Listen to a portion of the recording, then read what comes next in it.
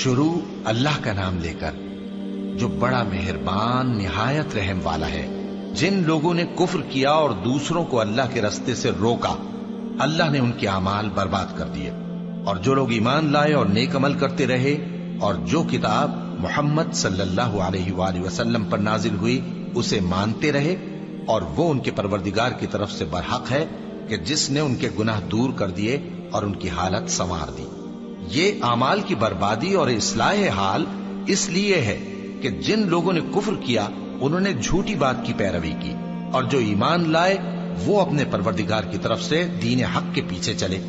اسی طرح اللہ لوگوں سے ان کے حالات بیان فرماتا ہے۔ پس جب تم کافروں سے بھیڑ جاؤ تو ان کی گردنیں اڑا دو، یہاں تک کہ جب ان کو خوب قتل کر چکو تو جو زندہ پکڑے جائیں ان کو مضبوطی سے قید کر لو۔